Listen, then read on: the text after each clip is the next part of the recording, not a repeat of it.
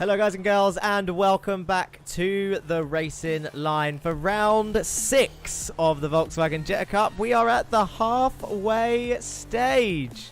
Halfway already. Now we have started a little bit early, and that is partly due to an error on my part. I didn't change the session time as things have been mixed up a little bit tonight as we are around the Nordschleife Industriefahrten layout. That's my German accent. The Nordschleife Industriefahrten.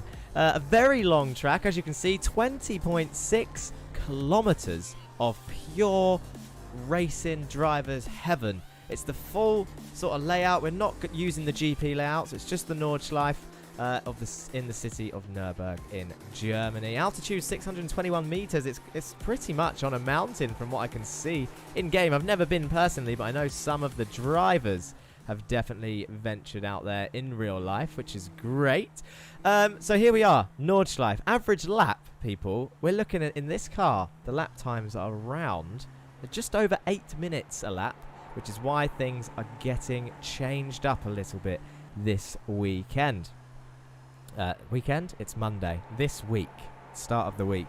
As we can see here, we've got the Jesus and Mundere heading round. Now, We've planned a little something at the start of this event in terms of practice. I mean, you can see it's pretty dark there, so the sun is rising here. It's about 6 o'clock in the morning, track time, which has hindered practice a little bit for some of the drivers.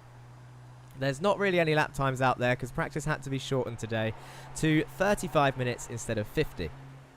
Now, people have been practicing throughout the week. Not everyone has had a chance to practice so much. Some people have been putting so much work in, so many laps around this circuit, but at the same time there's various as we see Jesus go around there and in the wall.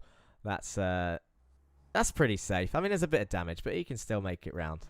And Eco is also on his way round, flying round in the other Lurch's gaming car.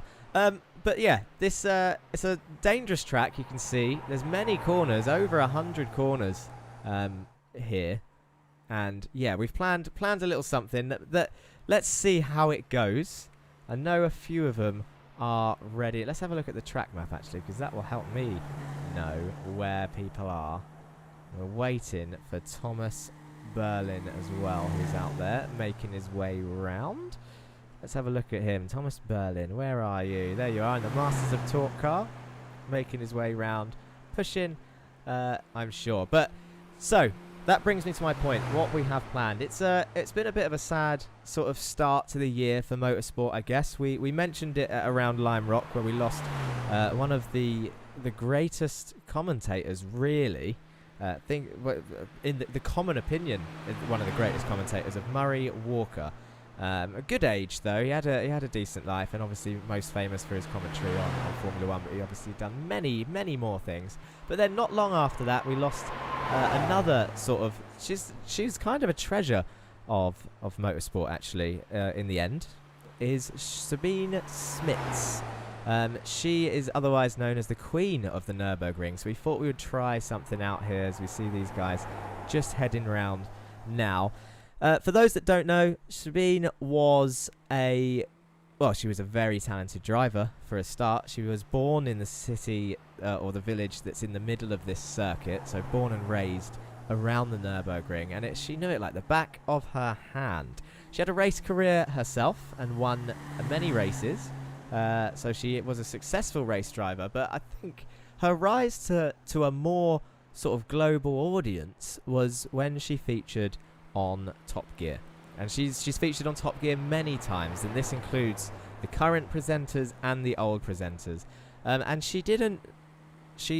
we ended up losing Sabine at a younger age than Murray, let's say. She was in her 50s. But yeah, a queen of this circuit and a very talented driver. She challenged Jeremy Clarkson. She made fun of his driving, and he's not a bad driver.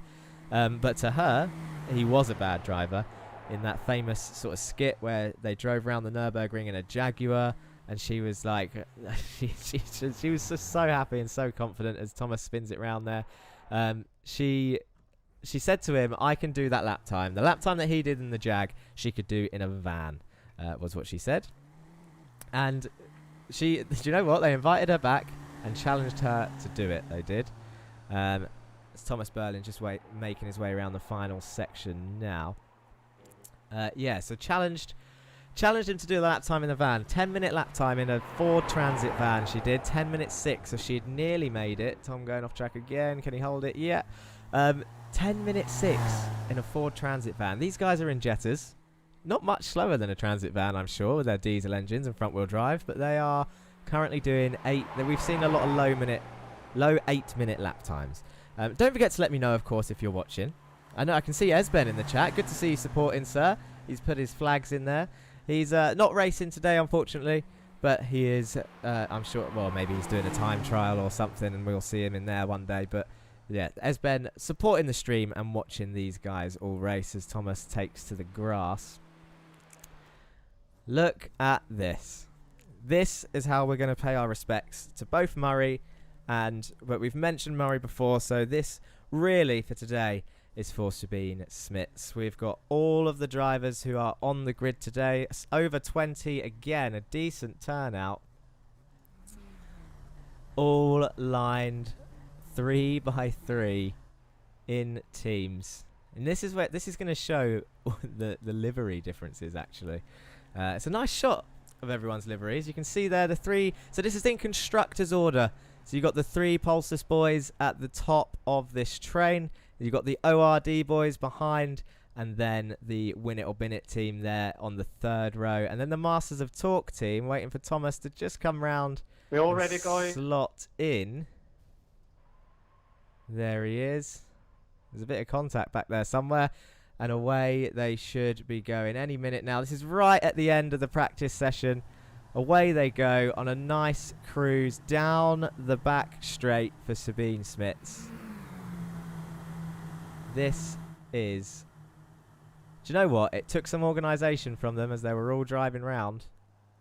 We don't want to see that. Look at them all the way down there with all those headlights. Thumbs up from Esben Kim-Jan.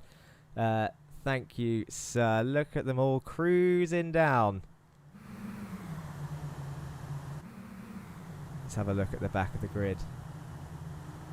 I say the grid. This isn't their qualifying order. There you can see them all. As I said, Pulsus on the front row, ORD in the second row, Win It or Bin It there in the third row, the Masters of Torque car in the fourth row. You've got an all-sports car there in between the two drivers for the Meatball Flag Lovers team, the two turquoise cars. You've got the Lurchus Gaming boys on the row behind that, and then the independent drivers bringing up the rear of the field. So the drivers there doing really well, showing their respects for Sabine Smith.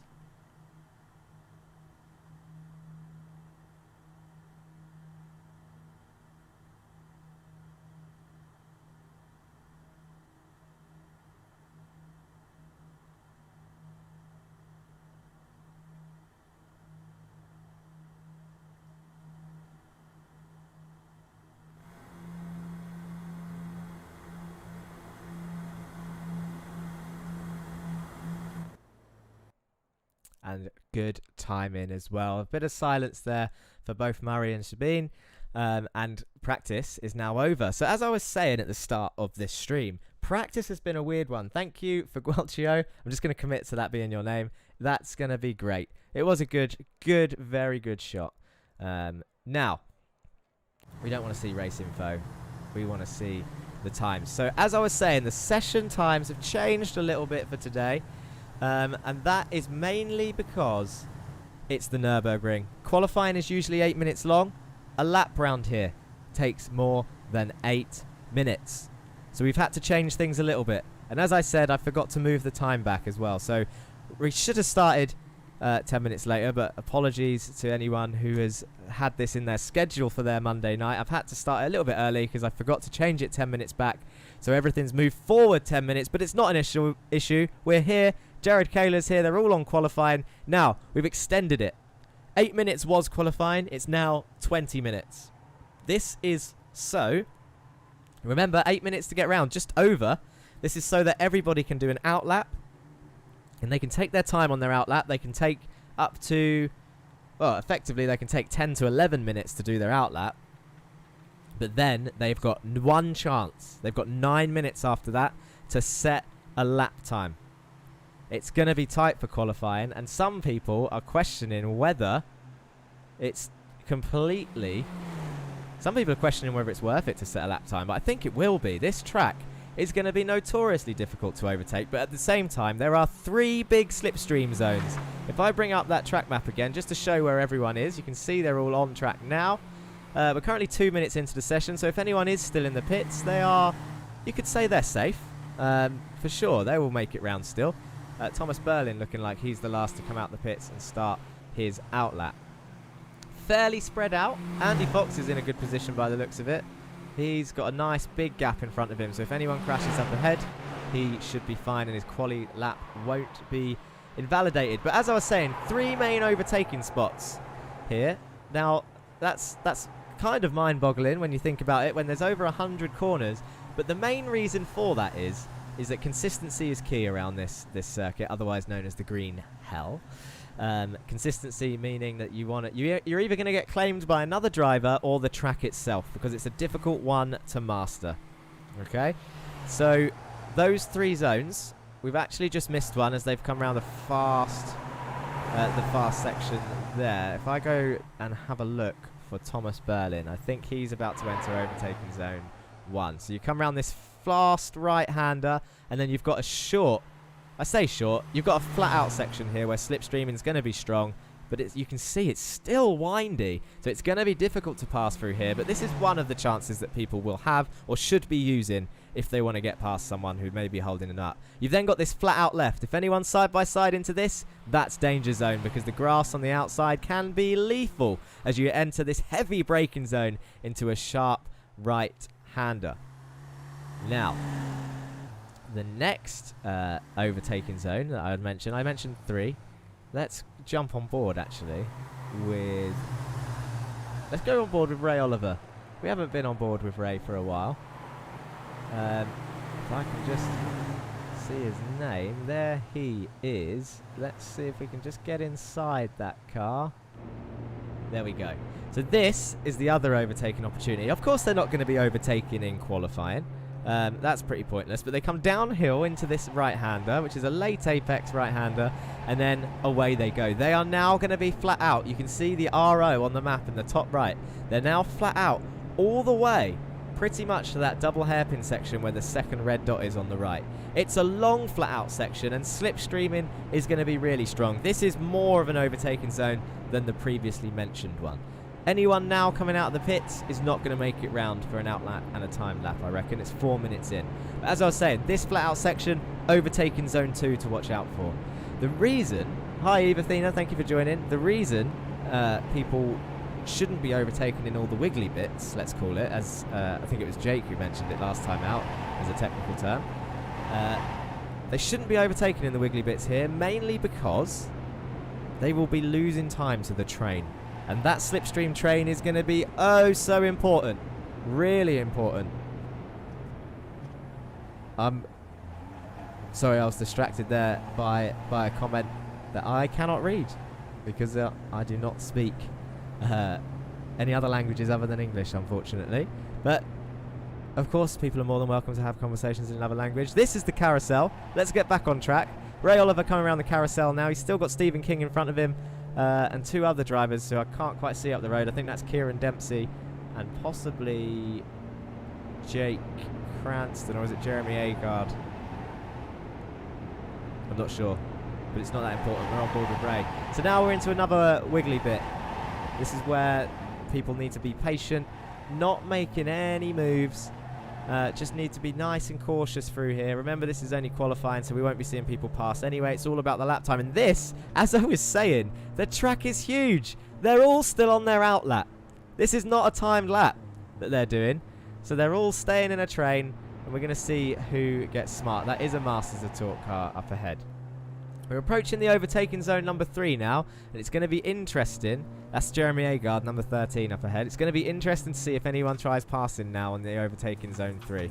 It's not yet. You can actually see it quite clearly on your screens. It's that big straight. That straight has got to be like 50 seconds in this car. That's a whole lap around some of the tracks in the world. I think Lime Rock is a 48, 50-second lap, so that straight is the equivalent of a whole circuit elsewhere. I'm quite enjoying this on board with Ray, actually, as he's taking us around the Nürburgring. Look at this. We've got a big jump here as it goes down into this fast right-hander. People are going to be squirreling through here, especially on cold tyres. Let me talk about the format of the race quickly. As I said, things were changing, so it's 20 minutes qualifying for today, just because this track's so big. The race one is still 15 minutes. The sprint race will still be 15 minutes, which will be 2 laps around here, and of course they don't need to pit for that. Now, race 2, however, the feature race. Same as before in terms of reverse grid. Top 12 will be reversed, but it's a 4-lap race, which means it's going to be slightly longer than the usual 25 minutes. It's going to be approaching, well, just over half an hour, effectively, if it's 4 laps around here. The reason why it's 4 laps is to try and invite a little bit of variety in the pit stop strategies around here. There is a forced pit stop in the feature, otherwise they'll run out of fuel. But because there's 4 laps, their maximum fuel tank will last 3 laps. That means they can choose any lap 1, 2 or 3 to pit. There might be a bit of variation in pit stop strategy. I'm hoping for a bit of variation anyway. Some people might just pit on the first lap. Some people pit on the second. Some people might want to try and run away for 3 laps and then pit on the last lap. Lap 3 and then run to the line. Who knows what's going to happen? I really hope people can keep it safe and clean, but I'm sure we'll see some sort of action and some sort of crashes as we are in that 3rd overtaking zone now. Look how long we've been on here as Ray Oliver passes Kieran Dempsey there. That's one car with the slipstream, and now he's got that's Jeremy Agard up ahead, as you can tell from the banner on the back of his car that says send nudes. How appropriate. He's driving. You can't be looking at them whilst you're driving, Jeremy. Coming around the final sector now into this really tight corner, and he's actually passed Jeremy here, has Ray. So he's leading this train now, and he's got clear track ahead of him as he comes through this final sector and the final corner here, and now he's about to start his lap. So effectively, Ray is going to be the first to set an actual lap time. But again, it's going to take him 8 minutes to get there. It's 8.5 minutes in the session. There's 12 minutes left, so he should make it round, providing that he does not crash. This is going to give us a bit of time, though. Let's have a look at let's just have a look from the outside. So Kieran's definitely backed off a bit here as well, as we saw him involved in that.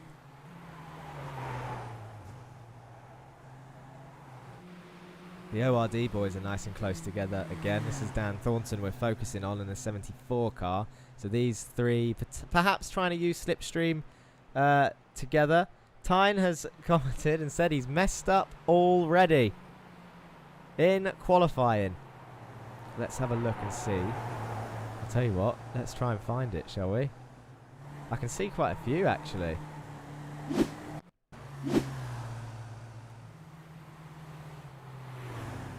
Oh, there it was. That's the track itself claiming its first victim of the day. Well held though, in terms of rolling backwards and not blocking anyone else. Smart driving there from Tyne van den Wittenbauer. Oh, nearly. Reverses into the wall. That'll be the other off track that we saw. And then away he goes finally. Good lad. I think there's been another one. Jan Weiswanger going round, just drifting it. No damage there though, so he will be able to continue. Oh, no, never mind. He backed it off into the wall. Maybe a bit of damage, but he can still set a lap. Maybe. Anyone else has been claimed by this circuit? Jesus Amundere. Loses the back end. Tags the wall. This is what we're going to expect in the race, people. This track, you're in two minds. Are you going to push? Are you going to fight the track and try and extract that pace at risk of tagging the wall like Jesus did then? Or are you going to play it cautious and hope to pick up the pieces of the people that are pushing really hard? This is Thomas Berlin coming around one of the banked corners. Oh, two wheels and off into the wall. Took a lot of speed through there. Very interesting. People are going to get frustrated today. I can feel it. I can feel the frustration already from the drivers. I've forgotten who was leading the train. I think it was Ray. He's still there, still leading the train. Right, as I was saying, this is a perfect time. He's still got loads of time in qualifying. For Gualcio's got his head in his hands after seeing Jesus go off a couple times there. Be careful, Jesus, says El Mentus. And he's pressed F in the chat when he tagged the wall. F being the common thing to say for whatever reason when people either just pull off a bad move or die in a game or crash out in a race. Let's take a quick look at the championship order. Currently, after 5 rounds, we're on round 6. This is the constructors. You're going to be very busy in the stewards room later, says Ellen Brown. Do you know what? After Okayama, I don't feel like it's going to get much later than that one. There was a lot of tricky decisions. But then again, I might be speaking too soon here, Ellen.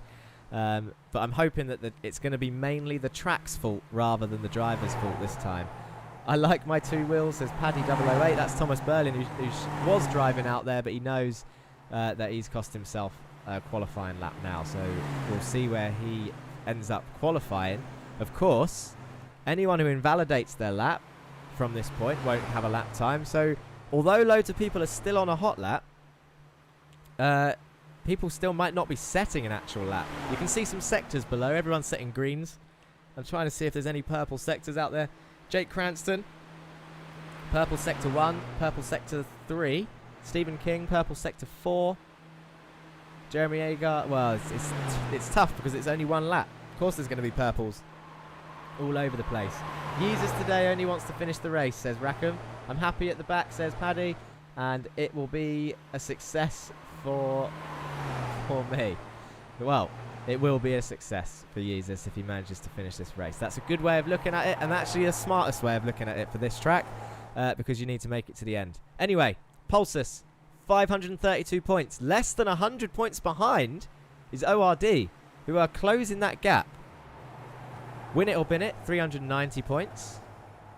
It's actually really close. Masters of Talk, 372. Meatball Lovers in 5th, 302. Lurchus Gaming, 234. All Sports Racing still waiting for their new star driver to appear. I don't think he's here today, actually. I haven't seen him. Yeah, Charles Rainford missing another race, unfortunately. But he will be back, I am sure. All Sports Racing, 181 points. And JP Simsheds, Ray Oliver, the sole driver for that team. And we can see him there in the nice blue, yellow and chrome car. But that's the constructors. We want to see the drivers' stand-ins. And here they are. Look at this, people. Can it be getting any close? With such a wide spread of drivers. There's so many drivers in this. And they've all come in from different abilities, different backgrounds, different parts of the world. And when you look at, like, from their point of view, they're going to be looking at this driver standings thinking, I could catch that next guy up. I could catch that next guy up. But you got to think, though, the one to catch, the one to watch.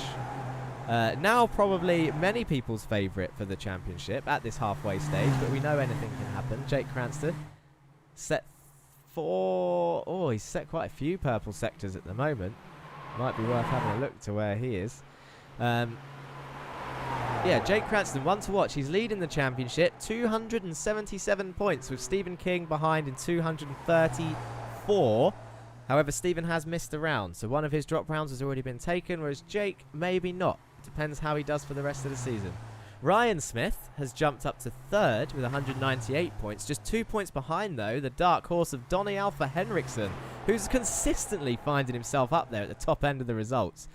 Cracking driving from him, and we saw some good battling with him and Andy Fox last time out. John Bailiff in 5th, 190 points. Jared Kaler is currently 6th at 186. Chris Smith for ORD, 179. 1 point behind is Joshua Germany after scoring no points last round. A terrible round for Joshua Germany, but again, drop rounds can come into play later on. That's what he's going to be hoping for. Behind that, Kieran Dempsey, 138 points. Ray Oliver rounds off the top 10 with 136.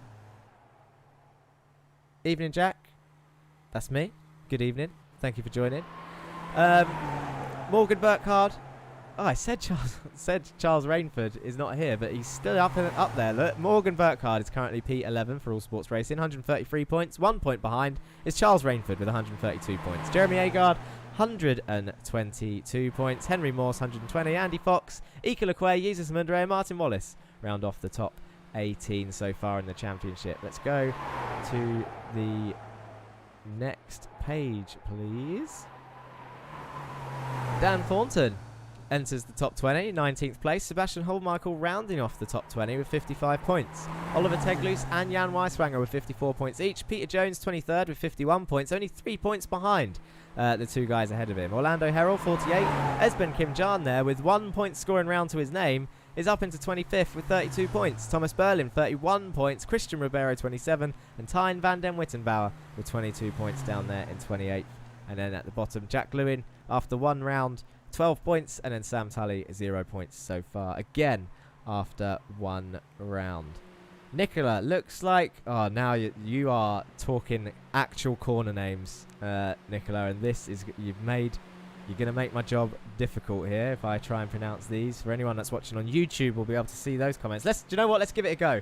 Looks like Schwendenkreuz and Flugplatz are going to be absolute death in these cars. Rate the way I pronounce those corners. Obviously, every corner has a German name. This track is in Germany. Joshua Germany, where is he? He's in the pits. Lap times should be coming out. Let's have a look. I'll tell you what. Now we can see them. Kieran Dempsey is currently on pole position with an 8:03.8. That's a good lap time. Josh Germany hasn't set a lap time. I wonder if we can see why. But let's see Jake cross the line first and see where he goes. Wow. Look at that. He has been practicing for this. 8:01.7. And puts it on pole by a fair amount. 2.1 seconds. Flugplatz is the fast right where you have to lift the big jump. Thank you, Tyne. I will bear that in mind. 2.1 seconds. That is a hell of a gap. I know what he's going to be planning. In fact, I spoke to him earlier. He is going to want to be trying to pull away as much as he can at the start. Proud girlfriend moment from Ellen Brown. He's going to be wanting to pull away and get out of that slipstream as soon as he can. Otherwise, he's in danger of battling other drivers. Henry Morse whacks it in. P2, 1.9 seconds behind now with an 8:03.7. I said we were going to find out what happened to Joshua Germany. Let's have a quick look. He's in the pit, so I assume he's binned it somewhere. Oh! For anyone that's seen the Racing Line track guide, that is what I call danger zone number 3. And it's claimed a victim there. He hasn't crashed, mind you, so if that was the race, it's not the end of the world, but he would have got a slow down, or potentially... well, he's definitely got a 1X because he went off the track. Jared Kaler. What happens to him? 2 wheels on the grass, into the wall, big contact up on 2 wheels. And that is his attempt out. And Schwenden Cruz is the fast left into the tight right-hander of Arenberg. I mean, let's face it. When you're talking left and right-handers round here, could be anywhere. I'm sure I will learn the corner names eventually, but to be honest, and I'm almost ashamed to say this now, it's a track I've only recently learned.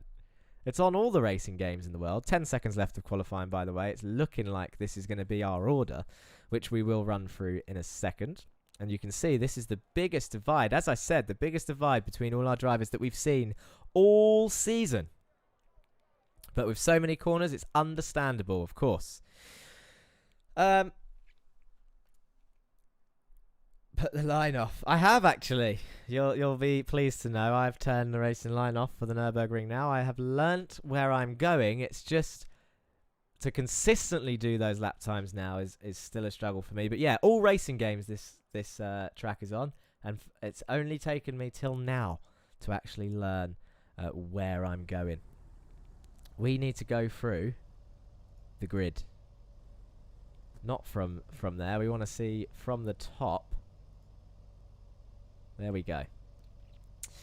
Jake Cranston puts it on pole. Nearly 2 seconds behind is Henry Morse in second place, but a good effort from Henry. He's looking for a good result here today. Kieran Dempsey is in third. Jeremy Agard fourth. Stephen King fifth. John Bailiff sixth. Donny Alpha Henriksen 7th. Morgan Burkhardt 8th. Ray Oliver 9th. And Jared Kaler in 10th. Ryan Smith in 11th. And Chris Smith rounding off the top 12. Dan Thornton in 13th. Martin Wallace in 14th. Andy Fox 15th. I think I can hear their radios there. 16th, Sebastian Holmichael, Ika Lequay, 17th, 18th, Orlando Herald, Joshua Germany, 19th, Jesus Mundre, 20th, Jan Weiswanger, 21st, Thomas Berlin, 22nd after an early off. Peter Jones is down there as well. And Tyne van den Wittenbauer after an off as well is also down there in 24th place. And I think, yeah, that is all the drivers. We've still got 24. What a turnout. I'll tell you what, bear with me a second. I'm going to try and get those voice messages off before... we start the race. The lights are coming on quickly, Jack Johns. Green, green, green. There we go. I just about made it, although we're focusing on the wrong end of the field. We want to see the start. There we go. We got there, and away they all go. This is Henry Morse in P2, so Jake Cranston got a flying start by the looks of it. And now he's going to try and pull away as they all come flying through this first sector.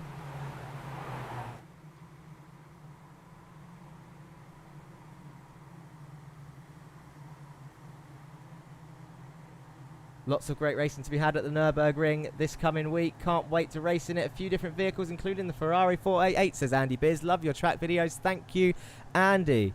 I'm currently learning it for VRS next week. Good luck all, says Esben. They're going to need it, Esben. It's a 2-lap sprint race, and Jake Cranston seems to be trying to pull that gap straight away. But further down the order, we've got Kieran Dempsey there being followed by Stephen King. Jeremy Agard behind, who's being followed by John Bailiff, another one who's regularly up there. And at the underdog that we said, Donny Alpha Henriksen right behind too. Morgan Burkhardt, the number 2 car, also looking for some strong results after getting caught up in many people's crashes in many of the rounds previous. So let's see what he can do. As there's a bit of a gap forming. We can get rid of that track map. We don't need to see that yet until they start spreading right out. I'll tell you what I have just noticed. I want to just see them enter this right-hander just to see if anyone makes a move. John Bailiff looking up the inside there of Jeremy Agard, but backing out of it. John has raced many Mazda races around here.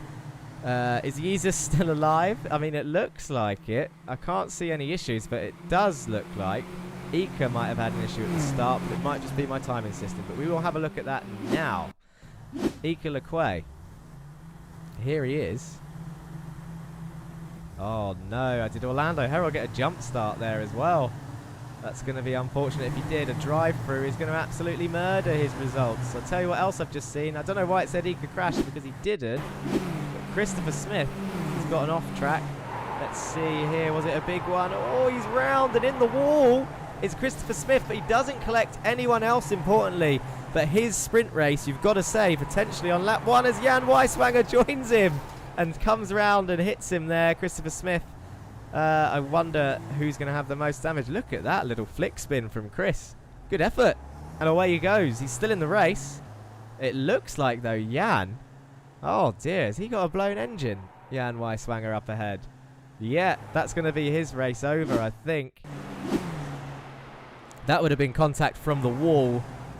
Here he comes. Look, the orange car on the grass. Bang. Engine gone. That's his race over, I'm afraid.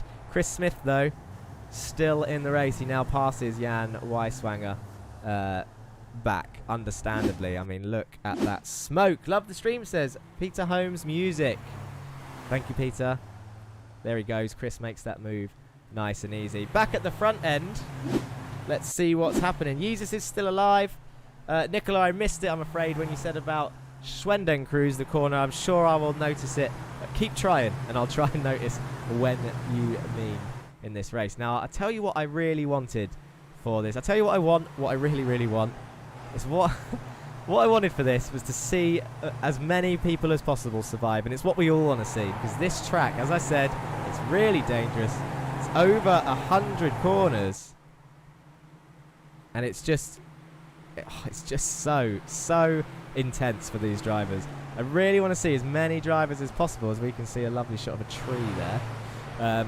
Just try and finish this race. Imagine the shot that we're going to see. Remember at the start we saw them all 3x3 going really slowly down that back straight in memory of Sabine Smith. Now we're going to see them head down that straight in single file at full speed as it's coming up, as another crash has happened.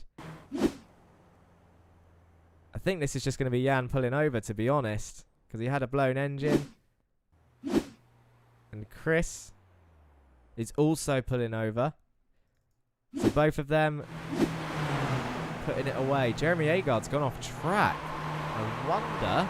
We were just watching them. Oh, he's pushed it too far around that right-hander, but that is nice and safe. He just touched the grass, and away he goes. That's good for Jeremy Agard. Not much position changing, which is the smart thing to do so far. It's a 2-lap race, and I'm telling you, you don't want to be swapping positions in all of these sections, because you need to stay in that train. You need to stay in the slipstream train, otherwise your race is pretty much over.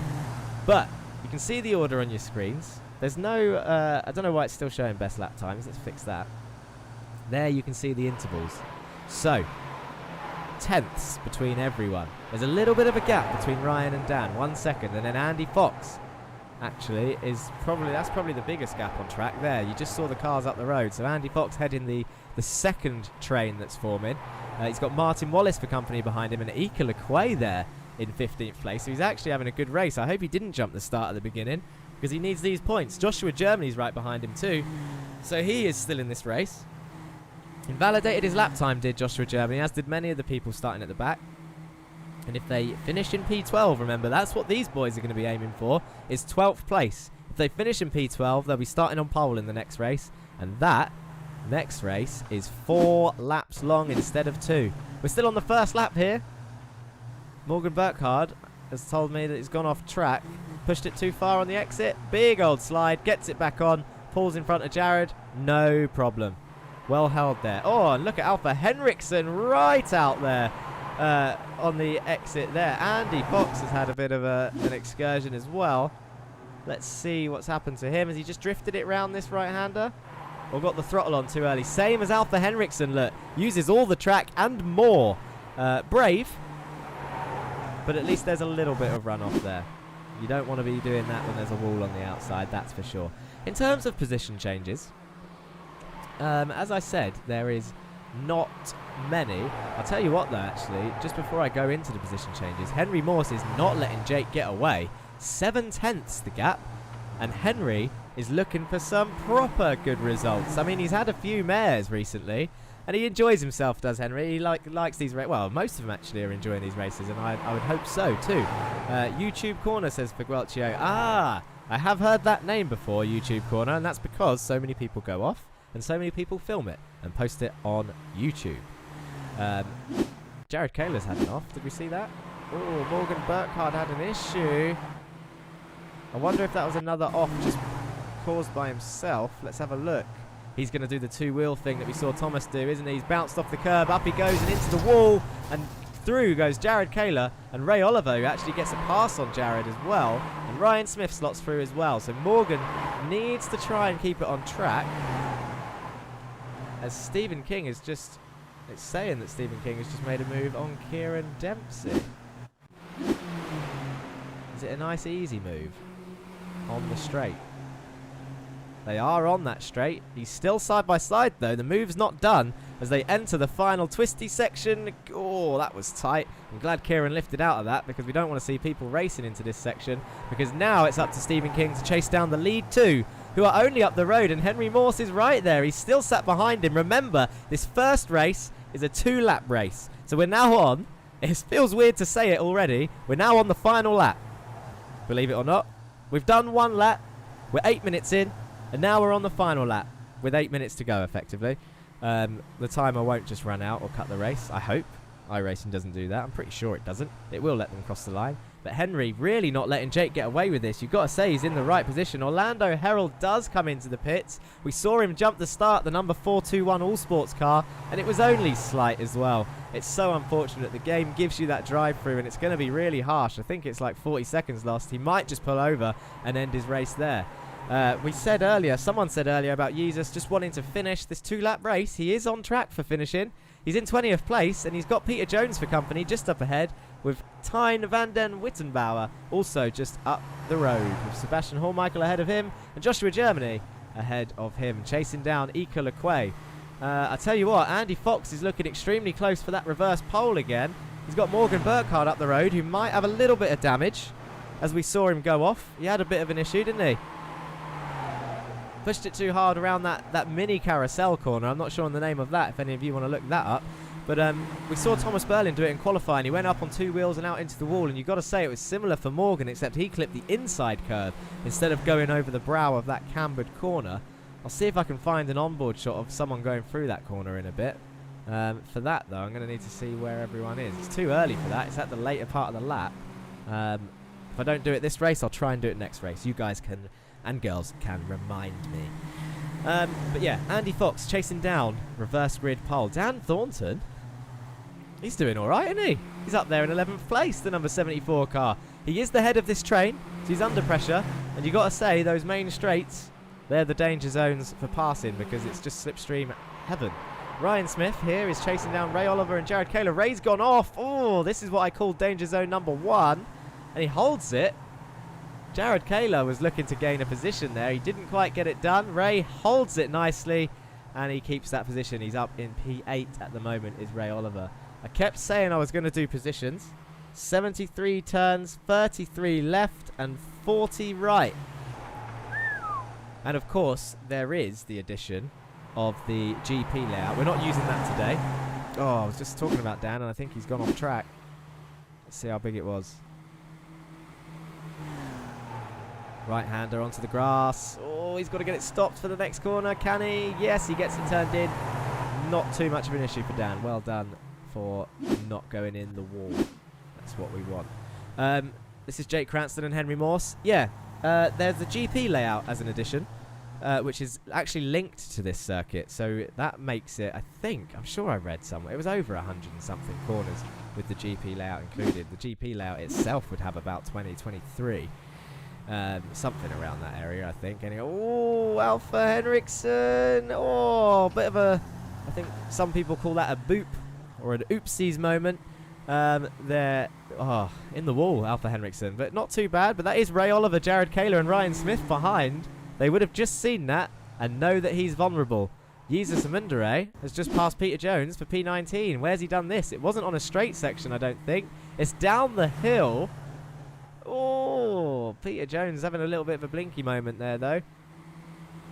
not too difficult for users to get that done. I wonder if Peter's got damage from something. Anyway, Jack, you keep saying it, and you haven't gone through position changes. Tell us. There's purple sectors all over the place. There's 10 sectors of this track, and it's hard to keep track of who's got them. Henry currently has 3 purple sectors. Jake has 1. Stephen King has 2. Jeremy Agard, I think, is the fastest on the back straight, so he's getting the most slipstream. I wonder if he's in a big train of people. Yes, he is. Stephen King trying his best to close that gap to the top 2, which is now looking closer than ever. 1/10 of a second. Henry is fully in with a shot of victory here, putting the pressure on Jake Cranston. Position changes. Stephen King is up 2 places from qualifying, from 5th to 3rd. Kieran Dempsey and Jeremy Agard are the 2 cars that he has passed. Ray Oliver, Jared Kaler, Ryan Smith are all up 1 position. As I say that, Ray Oliver has just passed Donny Alfa Henriksen up into P7, making it now 2 positions gained for him. Does Alfa Henriksen have an issue, or does he let him go? He goes wide into the right-hander. Ray Oliver comes through. Jared Kaler going to follow him through as well. And Ryan Smith is going to follow him through as well. I wonder if that's because Donny knows that he's got damage and he's just letting him have those positions. That means Ray, Jared and Ryan are now all up 2 places. And Donny is down 3 from where he started. Dan Thornton is up 2 places in 11th place. Morgan Burkhardt, we've seen him lose it a little bit into the wall. He's lost 4 places, down in 12th. Andy Fox is up 2. Martin Wallace has stayed where he is. So far his race, as clean as you could hope for, but he hasn't gained and he hasn't lost. Ika Lequay is up 2 places, and Joshua Germany is up 3 places in 16th place, while Sebastian Hallmichael has lost 1. Tyne van den Wittenbauer is up 6 places, our biggest gainer so far. He's in 18th place, so he's going to get some points. Good effort. Jesus Mundere is up 1. Peter Jones is up 3. Thomas Berlin is up 1. And then we've got Orlando Herrell up -4 from the jump start and the drive-through. We've got Christopher Smith down 11 after a crash. And Jan Weiswanger is down 3 also after an issue. As we are approaching the final stages of this race, what's happened to Joshua Germany back here? He's forgotten the corners there. Oh, well, actually, got it saved. He survives. Good effort. Donny Henriksen. He's had another issue. What's happened here? I wonder if he's struggling to handle that car now that it's got the damage. YouTube corner. Again. I think that's the one you said it was YouTube corner. Sebastian Hallmichael. Yep. Same thing. Not an issue, though. Thomas Berlin.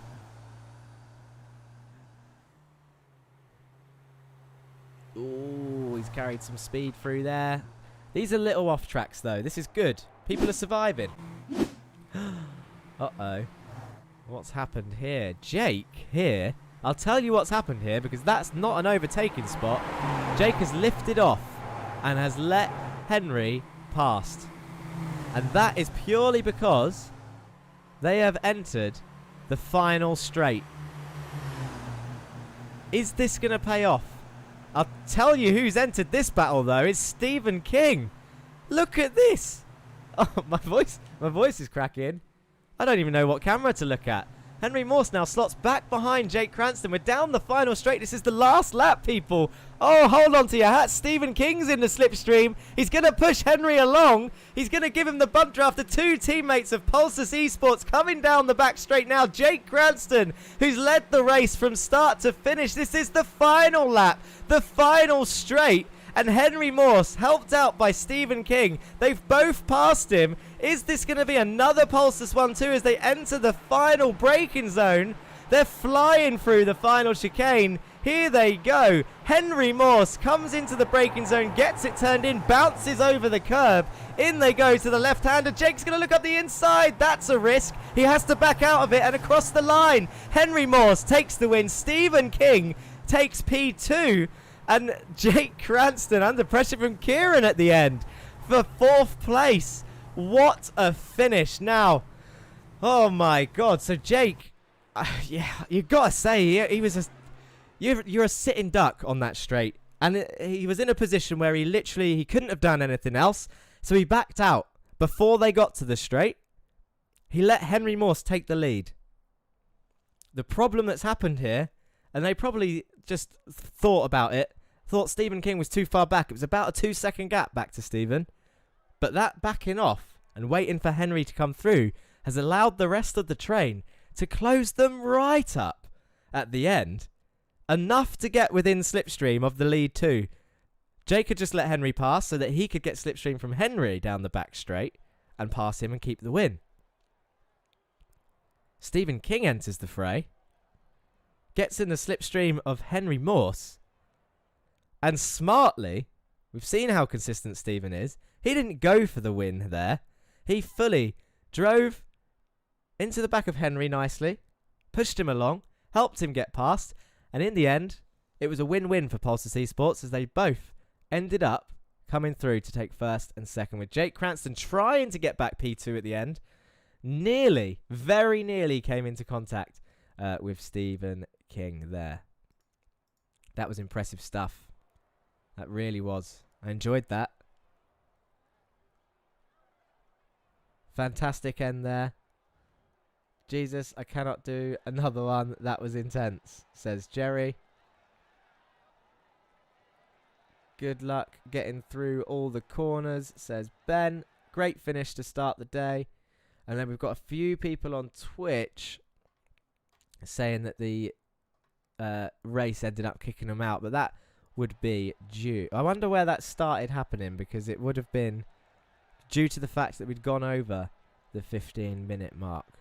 But at the same time, these are the results. 6 tenths in the end separated Henry and Stephen across the line, but I think Stephen got a little bit spooked by Jake sending his nose in on that last right-hander. Jake Cranston comes home in P3, only a second behind, 1.2 seconds behind. Kieran Dempsey with a P4, another good result from him. Jeremy Agard in P5. John Bailiff, P6, 2 seconds back. Ray Oliver's there, up in P7, so a good race from Ray, nice and clean. No force field deaths this time. So netcode. Okay. So all the +1, so this will have to be watched after the race. I'm being told that everyone who was +1 got kicked out at the end of the race. I mean, the one lap is definitely incorrect, but I'm wondering if the order was the same. The order has to be the same, surely. iRacing wouldn't be that stupid. But we can investigate this, and we'll see where everyone is at the time that people got kicked out. Where was I? Ray Oliver P7, Jared Kaler P8, Ryan Smith P9, and Donny Alpha Henriksen still coming home with a P10 after some damage earlier on in the race. Dan Thornton is going to be starting second at the moment. And Morgan Burkhard is going to be on pole. Andy Fox just missing out. So the results look like, with the comments on Twitch, the results might have gone back to the first lap, which is annoying, and I hope it doesn't do that in the feature as well, because it means we're going to have to do a lot of sorting out after this race. But we're going to move on. We're going to move forward. So not true results there at the bottom end. Anyone with a +1 next to them is potentially in a different position. More so, it seems, at the back end of this. If I just move the page over. So this end of the order seems to be maybe from Joshua Germany down. I know Thomas Berlin should be ahead of Orlando, because Orlando had that drive through. Jesus Mundere was higher than that at the time.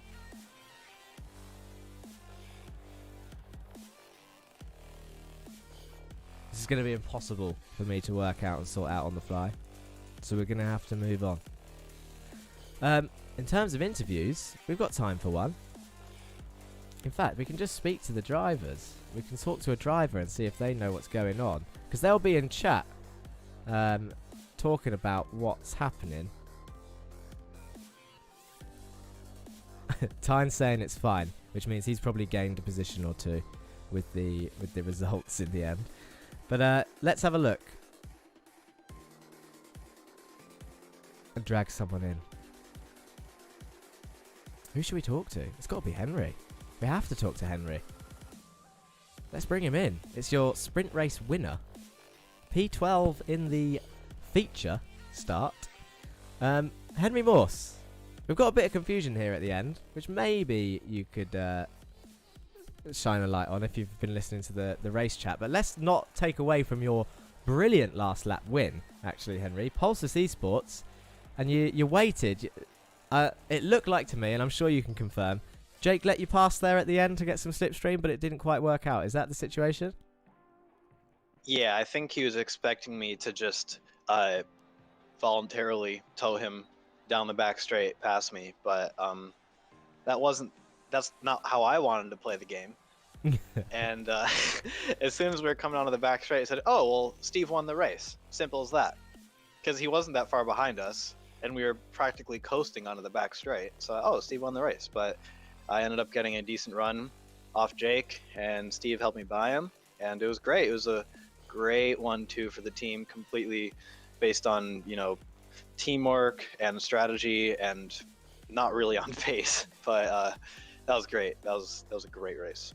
I've got to say, it's probably the first. I mean, we've seen a lot of teammates work together, especially in qualifying, and we've seen some working together in races, but more sort of cutting through the field and following each other through. I think this is the first case that we've seen where, as you said, Stephen, as you came onto that back straight, he was probably about half a second, 6 tenths behind. He was well within slipstream, but it's probably the first case we've seen where someone has potentially given up a win, but at the cost in the end of actually getting a 1-2, which is great for the team, as you said. And would you agree with me there? That's the first time we've seen that this season? Possibly, yeah. I mean, at least that I can remember. This one obviously sticks out in my memory a little more than any others might.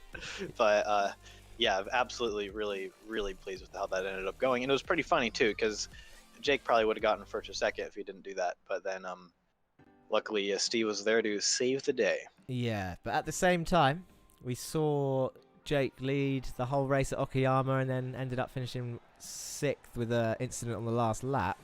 And that helped him in the feature to then win. You've now got, I mean, this isn't going to help him as much, but he is going to be starting in front of both of you.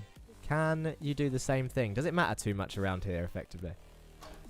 I think it's just going to be a matter of how we deal with traffic. There's a lot of cars in front of us. There's not a lot of place for us to go in terms of, spinning off the track or staying on someone. So it's going to be a lot about patience and wisdom, I would say, just in terms of how we deal with the traffic.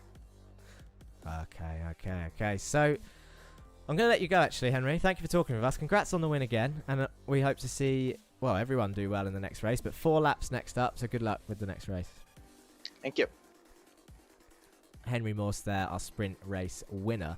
Yeah, I'm still trying to get over this confusion of the results. I'm trying to read comments all at the same time. I can see a picture of. I won't be able to get a replay because the session ended, but I can see a picture of an all sports racing car. That's number 2, Morgan Burkhardt on 2 wheels with 3 or 4, 5 cars around him. That's Morgan Burkhardt. And then there was at the back there, we didn't see it because of the fight for the lead, but at the back they were going 4 wide down the straight with Morgan, Dan Thornton, Martin Wallace and Andy Fox. And it looks like, well, like I said, we'll check the orders later, won't we? We can sort that out, no problem. Someone mentioned it will. Someone mentioned that it will sort the grid out in a different order if the results were incorrect. But it's not. If it was mainly the end, I'm hoping it's not going to be too much of an issue. However, look at this. Look at our grid. Reverse grid. I need to go through this quick because they've only got a minute before they start. We don't want to miss the start again. As we have a look on the grid. So Morgan Burkhardt takes pole. Dan Thornton 2nd. Alpha Henriksen starts 3rd. Ryan Smith 4th. Jared Kaler 5th. Ray Oliver 6th. John Bailiff 7th. Jeremy Agard 8th. Kieran Dempsey 9th. And Jake Cranston in 10th. With the 2 Pulsus boys 11th and 12th on the grid. And then behind that, Andy Fox 13th, Martin Wallace 14th, Ika Lequay, Josh Germany, Sebastian Hull, Michael Time, Vanden Wittenbauer, Peter Jones, and Users Mundere. Orlando Herald, Thomas Sperling, Chris Smith, and Jan Weiswanger rounding off the field. We might have a similar timing issue towards the end of this race. It's a half-an-hour race. It's set to 4 laps. Let's just see what happens, and if it all messes up, we'll have to deal with it at the time as we see them come over the brow of the hill. Now the green flag is off. Morgan and Burkhardt blinking a little bit there and disappearing, but a relatively clean start as they all come filtering through this first turn, which is what we want to see. This is a longer race than before. We don't want to see people fighting for position this early on, I don't think. I mean, position is key, but at the same time, you need to be careful. Need to be careful. It's a long race. I've just seen Dan Wittenbauer on YouTube said, get me in the interview. We might speak to him later and see what he has to say as we're watching this race. We're on board with Thomas Berlin here. Let's go and have a look at the front as Morgan Burkhardt starts pulling away already. Dan Thornton is up in 2nd place. I think this might be the highest that we've seen Dan in any of the races. I could be wrong. I'm sure he'll correct me if I am wrong there. But Dan Thornton currently in 2nd place, and he could defend this for a while. Obviously the straights are going to be a bit dangerous, but as I've said, we're not really seeing people pass in the wiggly sections, so he could be safe for a while. As I say that though, Alpha Henriksen is pulling to the right hand side. He brakes though, backs out of it, and then everyone, you can see the Constantina effect, everyone braking behind to not crash into each other there. Smart driving from everyone. Oh, he got deep there. He nearly got to the back end of Morgan. And then this brings Alpha Henriksen together on the exit. I said they're not going to pass through these bits, but with mistakes like that, it was only slight, and that's put Alpha Henriksen side by side and out of line. But he's on the outside for this fast left coming up. This could get dangerous. Oh, Alpha Henriksen's still on the outside. He lets Dan take it. That's smart there from Donny, as Morgan has gone off up ahead by himself. Keeps it on track. Maybe he didn't get a slowdown. Maybe he did. I don't think he did, because he would have been passed by now. But Alpha Henriksen is all over the back of Dan. They need to be careful when they're this close. But I can imagine the pressure, because he has got... that is Ryan Smith right behind him in the other ORD car. So potential team games here, as there are some things going on behind. I did notice Joshua Germany had gone off track. I don't really want to take my eyes off this battle as it's really close. Let's have a quick look. Just pop back there and see what happens. This is Joshua Germany behind Martin Wallace here. Oh, he's carried a lot of speed. Wow. Straight line to that grass. Interesting line. Sure there's a lot of grip out there. Dan Thornton, though, still here. 1.2 seconds behind Morgan Burkhardt. Alpha Henriksen looking to get past. Can he stay patient and wait for the next long straight? Oh, he didn't need to. Dan Thornton's gone deep. Oh, he's lost a few positions there. He's going to be annoyed at himself for that, but he is still in the race, and he hasn't got any damage. So he can still try and make the most of this and get a decent feature result as Jeremy Agard and Jake Cranston are looking to come through. I'll tell you what I haven't seen. Stephen King. Oh, there's contact. Dan Thornton saves a hell of a slide there. Wow, look at that car control. Dan Thornton. What a save. That's going to be a picture. There's some photographers out there who enjoy taking pictures of these races. I'm telling you that sideways moment will be a picture, because that was one hell of a save from Dan. Currently now down in 13th place. And what I was saying was Stephen King has had an absolute blinding start. He's gained 4 positions somehow. Quite early on in the race though. So it's interesting to see that he's up into P7, but Jake Cranston is behind Jeremy Agard down in P9. Those are the ones we're watching. P11 is still Henry Morse, so he hasn't made any gains. Just kind of sitting there and picking his moments, probably waiting for the long straight bits, which are coming up, by the way. Well, they're on it now, actually. They're on one of the overtaken zones. Is anyone going to gain any positions here? Alpha Henriksen now the lead of this train, and Ryan Smith is there. He's trying to make a move. He's on the inside for this fast right-hander. Ryan over the curve. Alpha Henriksen holding it around the outside, and Jared Kaler is going to take full advantage of that as he goes now up the inside, and he's on the inside for this corner. Done deal for Jared Kaler, so he is up 1 position as they enter the next heavy braking zone. Can they keep it clean? Another big lock-up there from Morgan as he crashed. Oh, I don't know if I heard him hit a wall there. Doesn't look like it. He looks nice and clean, but it was a big lock-up indeed. Look at them all come flying through. We're entering the carousel now. There they go. Sounds like there was contact behind. I hope that wasn't someone getting punted, as John Bailiff looks like he went out wide. Stephen King is racing him. Oh, they don't want to be fighting this hard. This only lap 1 of potentially 4, depending on what iRacing does with that half-an-hour timer. But it should be a 4-lap race in the end, and we'll see what it does with the results. I'll tell you what, Ellen Brown was right. If it does end the race early, for whatever reason, it will be a long night to sort that out. We've all got work in the morning. For Ray Oliver, that's in a couple of hours. It is morning out there in Australia. Look at them all come flying through this section. I'll tell you what people aren't going to like to see. What is this? Jesus Amundere. Oh, he's had a crash. He's had a moment. Was it by himself? Oh, that's unfortunate. That is unfortunate. That'll be his race over. I tell you, it's all kicking off at the front end. What is happening? Thomas Berlin's gone round in the wall and rolls it. Wow. Good effort by Thomas Berlin there. I'll tell you what, let's have another shot of that.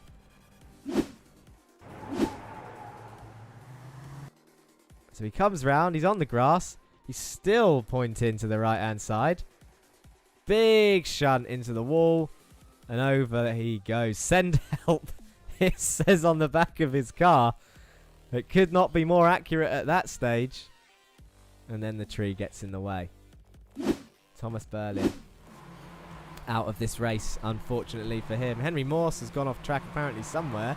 But we are live and it shows him there. So I didn't really see where that happened. Still on lap 1, believe it or not.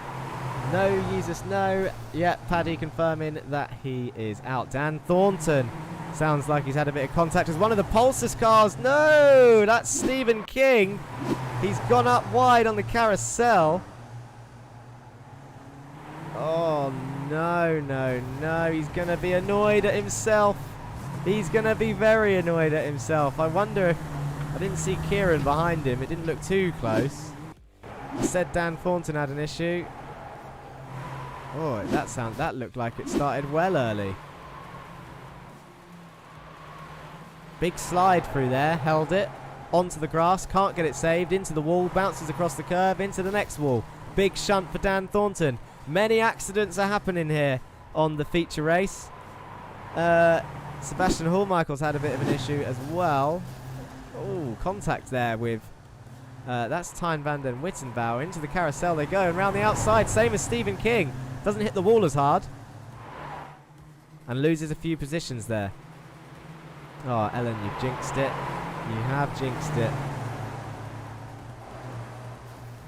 Orlando Herrell and Chris Smith. Oh, contact between the two. I wonder... Oh no, Orlando Herrell's gone off there. He's got a wiggle on, so Chris, I fear, was a passenger in this crash. As Orlando comes back on, this is going to be a racing incident. I mean, he's out of control. Oh, tags Martin Wallace for good measure. And around he goes. So it wasn't contact between the two cars. Initially, it was just Orlando had lost it, and Chris has been collected. Dear, oh dear, we're going to need a catch up at this rate. As we have gone into the next lap, and I'll tell you what I have noticed is people have pitted. The crashes at the carousel may not have been too damaging, as they do have a fast repair and the races are not over. So these guys have all pitted early, and they can make it to the end from this phase. But a few guys up the front, quite a lot of guys, have not pitted. I wonder if it's going to take too much of the screen up if I keep that up there. So you can see quite a lot of people have stopped. Thomas Berlin, Jesus Amundere and Dan Thornton thinking, nah, think they're done. The rest of them not giving up at this stage. Oh, Tyne van den Wittenbauer drops out. Think he's had enough. I'll tell you why that was. He had another moment in the Pennzoil car, the number 7. Flying through, bounces over the curbs, can't get it stopped. Oh! and absolutely gets it stuck in the tyre wall there. He won't be getting that out, and that is why he jumped to the pits. He's trying, look. He's wobbling it around. 2 cars in front sharing stall at off angles. Pits are funny at the moment. Yeah, there are a couple of shared stalls. This track isn't built for this amount of cars, as we jump on board with Morgan Burkhardt there, who just locked up. Stephen King, though, back out on track. He's actually 3rd out of the pit stoppers. 4th, in fact. Jared Kaler and Henry Morse have now come in. Well, they have. It's showing that they've stopped, so they must have been nearer the front. I'll tell you what, I've never commentated on the Nürburgring before, but it is confusing to keep track of what's going on. There's so many people, so many corners. Dan Thornton's had, I'll tell you, and it's not helped, guys, by all of these offs. They're distracted. As he just, there's a lot of damage on that car. Yeah, and that's it. That's realistic physics for you there, guys.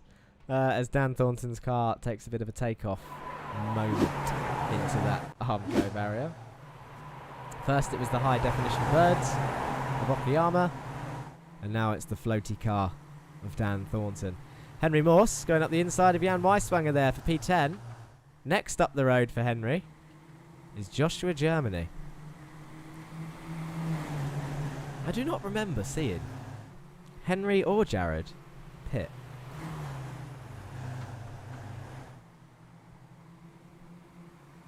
And it must have been this lap. Like, it must have just been blind to it. I'm trying to see if I can see it, as there was a bit of contact behind there with Jan and Jared, I think that was. So Jared getting a bit impatient there behind. Yeah, Henry Morse did. They have. That is correct. I can confirm. The timing screens are correct. They have stopped. Sebastian Hallmichael has jumped to the pits. Henry Morse had a bit of an off-track moment there, but he's still safe. What happened to Seb? Was that the contact that we heard? Oh, I'll tell you what, it wasn't. It wasn't Jared and Jan that came into contact. It was another one, just losing it. What happened to Seb here? He just comes flying down the hill, and then on the brakes, the car over-rotates. To the right it goes, over the curve, over the wall. And he's just going to disappear when he lands over that barrier. Ready? Gone. Vanishes. Houdini. Out of here. And there he is in the pits. We're 12 minutes in. We're on lap 2. We shouldn't have that up there, actually. We should show this. There we go. That's better. Lap 2 of 4. It should be 4 laps, depending on iRacing's choice of what it wants to do with this half an hour. As we saw in the earlier race, for some reason it cut off people after a certain amount of time from the leaders. You got to mention Morgan Burkhardt, actually. He's had a few issues. We have seen him up this end before, though. And he has held it for a while. Oh, Ray Oliver and Donny Alpha Henriksen make contact there. Alpha Henriksen goes round. And he's tumbling down the order. He is back on track and back in the race. He's not going to be a happy bunny about that, Alpha Henriksen. That will be looked at after the race, I am sure. In fact, we can try and have a look, because it's starting to spread out now and it's single file for a majority of the race. This is why we get to have a little bit more sort of looks with the replays. Alpha Henriksen bounces over those curbs. Ray Oliver looking up the inside, but just tags the back of Alpha Henriksen there, and around he goes. And then he's going to try and save him. Punts him too far the other direction. Does Alpha Henriksen. Goes into the wall and loses a couple of places. This is a price when people are so close, though. He's going to lose a few places, but he does get to stay in the race, which is good to see. Donny's still there. He often picks up points, does Donny. I'll tell you who I've just noticed up in P3. He was involved in that little battle. Jake Cranston is right behind Ray Oliver. I wonder if he is just going as long as he can before he starts pitting. But he is in P3 currently, chasing down Ray Oliver and Morgan Burkhardt, who's up the road. He's got John Bailiff behind him, another regular podium finisher and race winner. He's won one race so far this season as John Bailiff. Into the carousel they go. Jake looking feisty through there. He almost made a move. That would have been dangerous into the carousel. Jeremy Agard is sitting pretty in 5th place. He's just sitting and waiting for his moment. Ryan Smith is looking to close the gap between Jerry and himself. There he is as they come around the next corner. You can just see Jeremy up the road, but he's got Kieran Dempsey for company, so these two might be able to work together as they come down the long slipstream bits, which we can see now. Kieran's going to get past here, surely, and then maybe Ryan can tuck in back behind. You can see the slipstream working. Kieran's going to pull out to the right. One of the issues is, when he pulls out to the right, he's about to get hit by a load of wind, and it ruins the run effectively, so it doesn't look as easy as it will be, but he is going to get that move done. You can see the overspeed. Good effort there by Kieran Dempsey. It's like DRS in Formula 1, this straight. It makes overtaking easy. But as you can see, many of the other corners are claiming lives as they enter the final braking zone. It's fast through here. Oh my god. Very fast through there. And they both come into the pits. Look, this is Ryan Smith's onboard. Look how close they're getting on pit entry. There's contact there between Ryan and Kieran. A bit of a nudge. So Ryan getting feisty in the pits. You can see a number of cars here where their race is headed. And then we want to be watching where are the people that pitted. Henry's probably the highest pitter. So he's coming around the main straight. And you can see John Bailiff, Kieran Dempsey, and was that Ryan as well? Ryan Smith up the road. It's not Ryan Smith. Apologies. That is Jake Cranston up there. And this is the rear view from Jake Cranston's car. Kieran Dempsey right behind him. Look at the sun still rising. It's early morning here at the Nürburgring. Sun still rising though. Track getting hotter as they go. More rubbered in.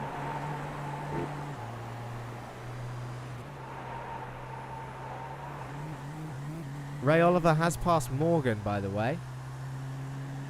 That would have been on the main straight as well, I'm sure. But what we need to see, I'll tell you what's interesting now. There's only a 16-second gap between Jake Cranston and Jeremy Agard in P3. Everyone has pit, apart from Morgan, Ray, and Jerry.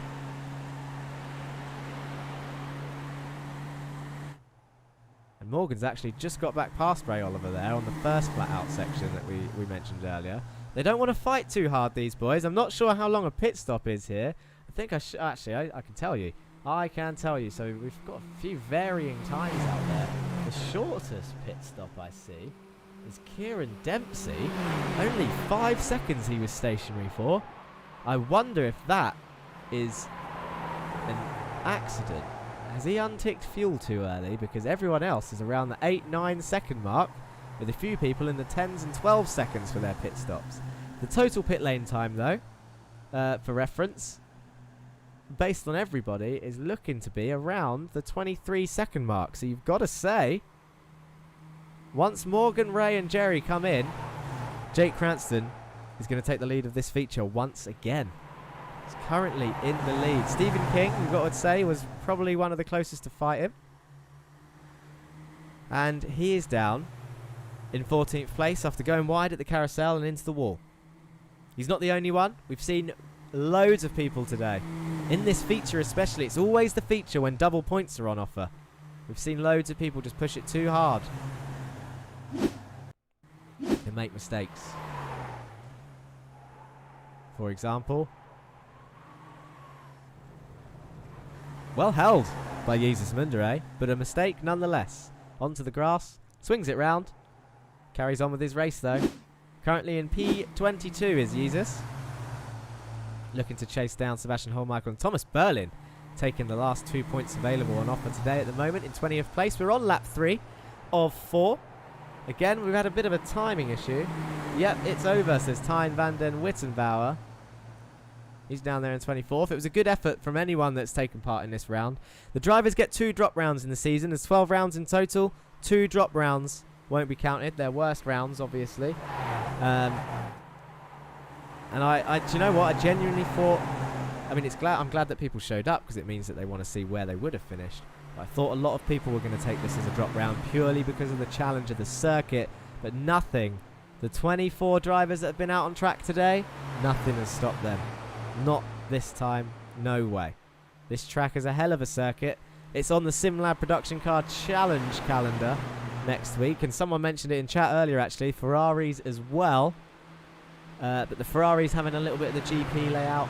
And the Nürburgring 24 hours is also on the way. These guys going to be pitting this lap.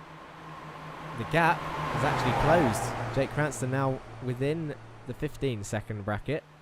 15.9, so just about 16 seconds. But he has gained a second on these guys. Kieran Dempsey, you got to say. Well, he's been passed by John Bailiff. I was going to say that Kieran is looking like he's dropping out of the slipstream of Jake. So this could be what Jake wanted to do in that earlier sprint race. But he's doing it in the more important feature race, which is double points on offer. He's just trying to pull away and get out of that slipstream. I wonder if Kieran's let John through to try and close him down. And I'll tell you what, who else is still there? Henry Morse. Your sprint race winner is there in P7 currently on this train.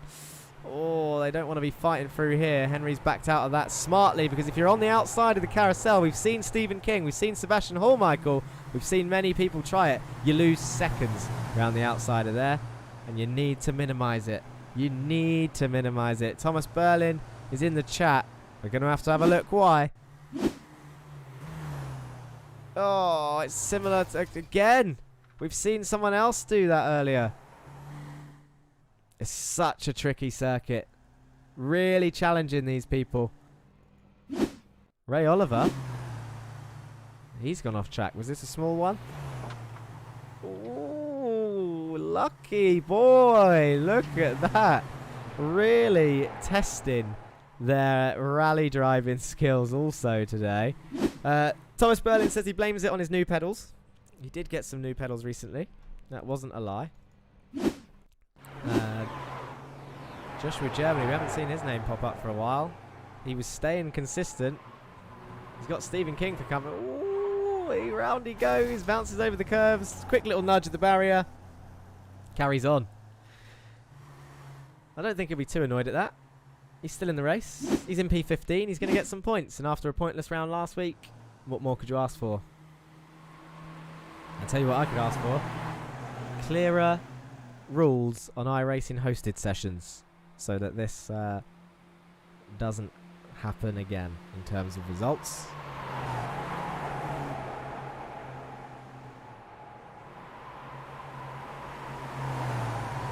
Yes, we saw Tyne van den Wittenbauer in the YouTube chat. Says he glitched into the wall and couldn't get out. We did have a lovely replay of that. Tyne, in the you tried. We could see you wobbling the wheel, but it weren't working. A rundown of the order, I think we need to go through. Ray Oliver still leading, and these guys are going to be pitting this lap. They're entering the slipstream straight. The Dottinger, I think this one's called. Correct me if I'm wrong, but I'm pretty sure I know that one. The Dottinger straight. If I'm not, mug me off, make fun of me. No problem. But look at these three. Who's going to come into the pits first? I really, really don't want to see a crash into the pit lane entry. But it's very narrow. It is very narrow. 7.5 minutes to go on the timer. Jeremy Agard moving over to the right-hand side here. He's going to try and pass Ray. Who's going to be first? Oh, look at that. Morgan going into the back of Ray Oliver, trying to push him forward. There's no way through for Morgan now. I think he's done that a little bit wrong, but Ray takes the lead back. Morgan has to slot into P3. They're going to come flying through this little S section, and the pit entry is on the right-hand side. It's a tight corner. There it is. And through the barriers they go, all 3x3, line abreast, and into the pit lane they go. White flag lap, it's saying. Oh my god, so Thomas Berlin is right. It's going to cut this race short, I think.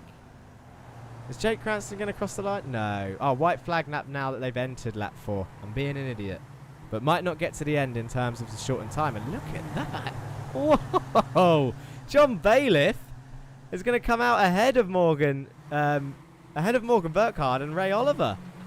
John's had a really, really cracking effort there. Henry Morse is now up into P2 that the pit stops are sorted. We can get rid of those pit stop signs. Everyone's pitted. Now is the order that we want to see. Dan Thornton says that didn't go quite to plan. He's got 14 minutes of repairs in the pits. So he's already used his fast repair. And that means that he can have a beer. I'll tell you what, Dan. Have a beer. You've earned it. This track is called the Green Hell for a reason. And it's proven it today. And it's claiming some victims. Still close, though. Still very close. This is impressive stuff. I'm just watching that timer because I'm... Oh, Morgan, don't squeeze it through there. Oh, is he going to try and pass John Bailiff through this section? He's going to go up the inside of the fast left is Morgan Burkhardt. This is a risky move if he doesn't back out of that. Oh, Jesus. That's one of the fastest corners of the circuit. Morgan now on the outside of John. John's no slouch, though. He's going to try and defend that. Morgan's still there. His nose is there. John can't get over now. And Morgan is behind the Masters of Torque car of Jeremy Agard now in terms of slipstream. And he's going to gain that position. I reckon John's going to back out of this. He's on the outside now for the fast left-hander. He's not going to fight this, surely, or is he? Oh, my God.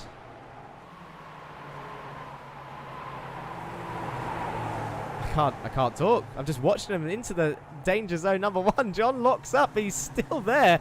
Morgan is going to give him room, but then takes that position. And now Ray is going to start coming through as well.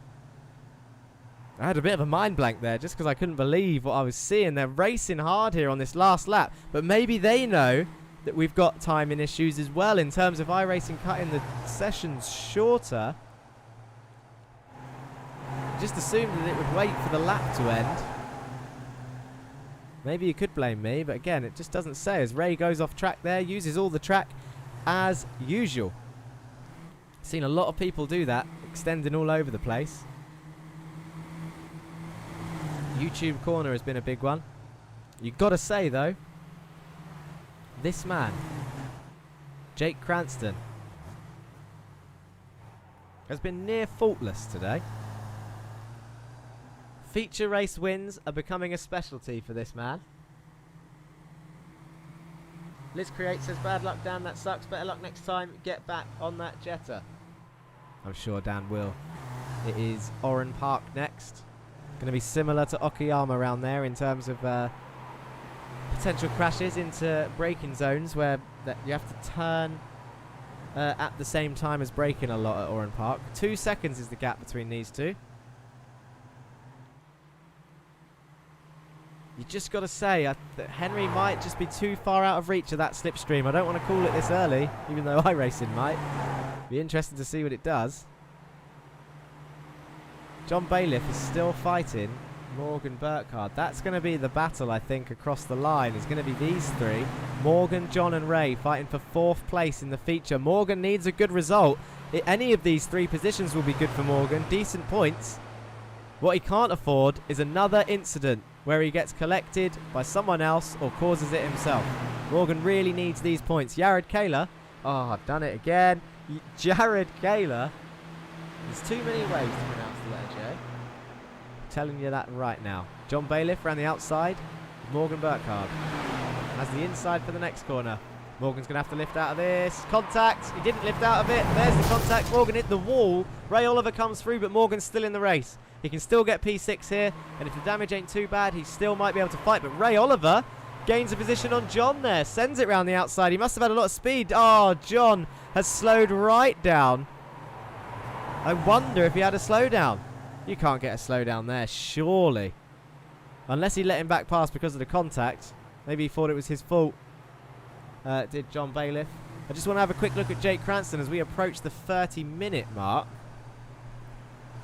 Is iRacing going to let them get to the end of this race?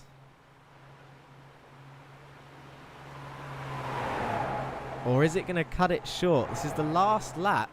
Take a screenshot of the order, people, so you can see if it screws anyone out of position. But currently, Jake Cranston is your leader by 2 seconds. That gap is not changing. Jake well in the lead of this race. And Jeremy Agard, he's on for a podium.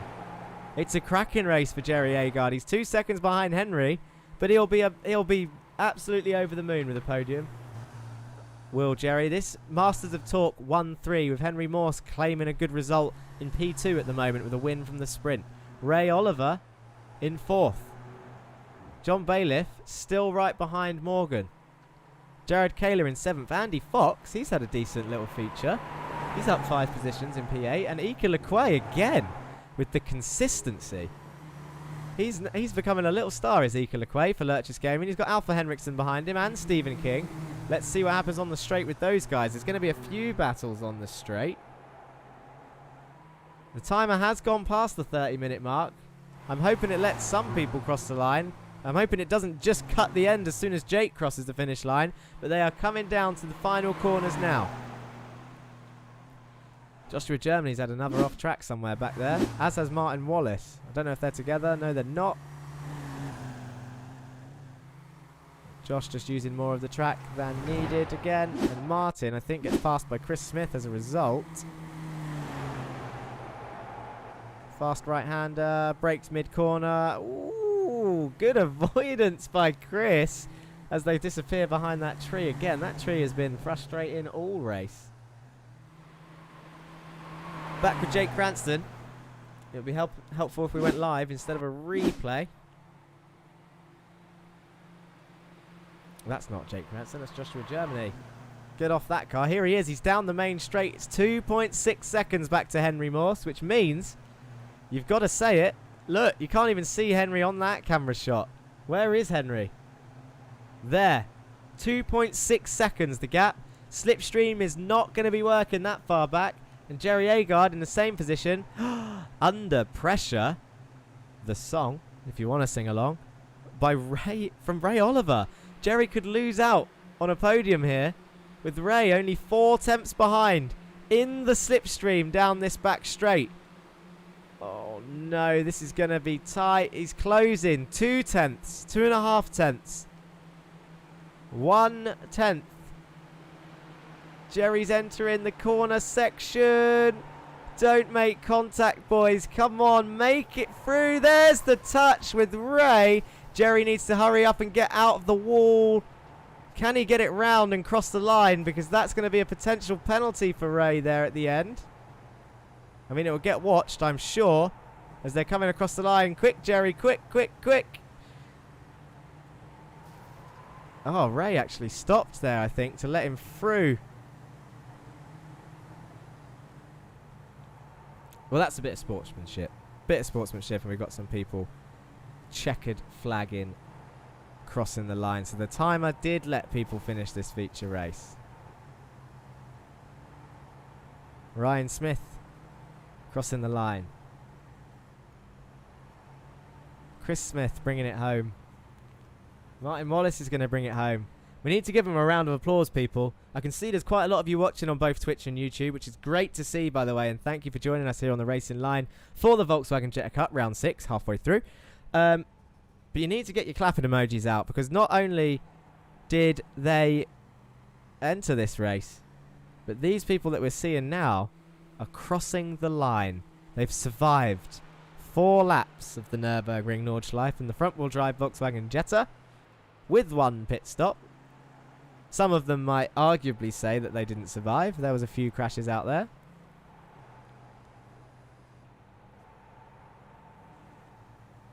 Peter Jones crosses the line there. Orlando Herrell, after a jump start in the sprint race, he's going to cross the line and finish.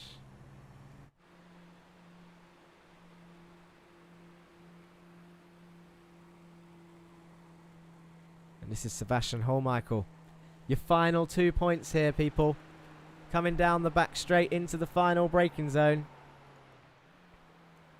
In the green and turquoise Meatball Lovers car. Round he comes. I think I saw an luminous yellow race suit there as well in that car. and across the line, taking your final points of the Volkswagen Jetta Cup round 6 around Nordschleife. Poor luck for Jerry at the end. Great race again. Shame about that touch at the end. Yes. It was tight.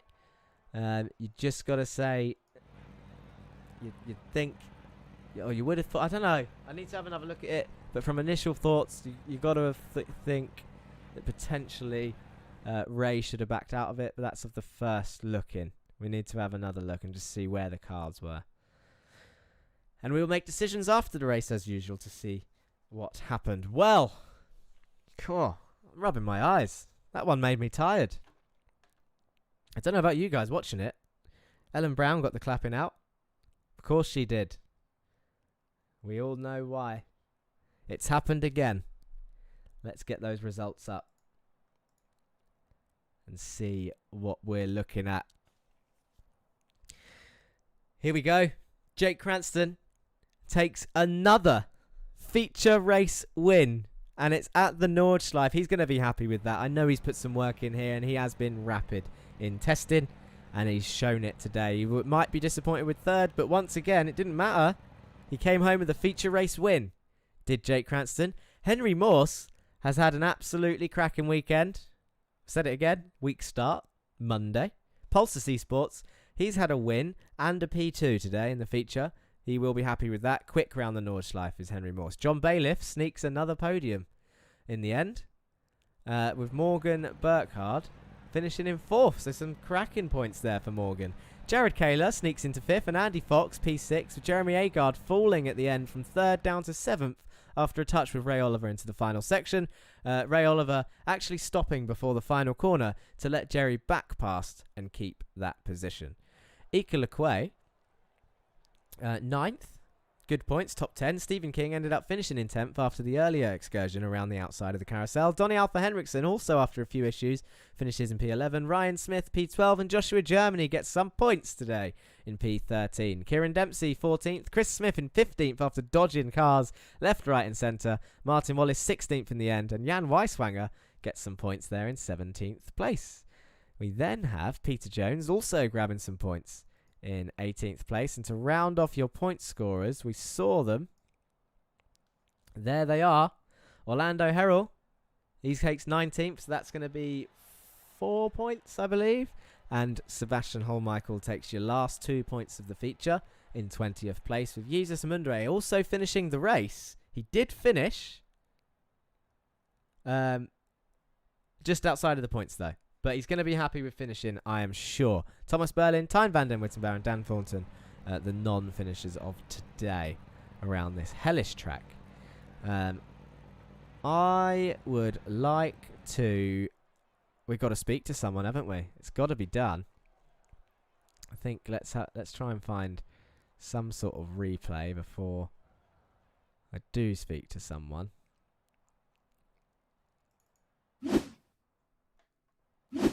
And then this way.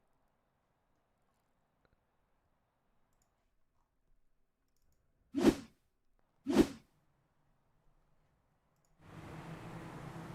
okay. So then, whilst that plays in the background, I can grab someone in for an interview. Let's speak to... I want to speak to... And he said it in the chat. He might not expect this. Where is he? He's around here somewhere. I want to speak to Jeremy Agard. He was in P3. I wonder if he's gone. The Masters of Talk team is empty. I can't see him in the chat. It's unfortunate. I did want to speak to Jerry today. He was in a good position, was Jerry Agard. Let's just change the results back up to the top.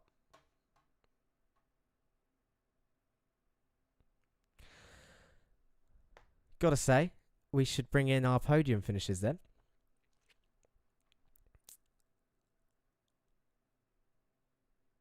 Let's start with John Bailiff. Let's go reverse order. We will go reverse order. We've done this before. We're going to speak with John Bailiff then, who ends up coming home in P3. Johnny boy, another podium to your name. Hello.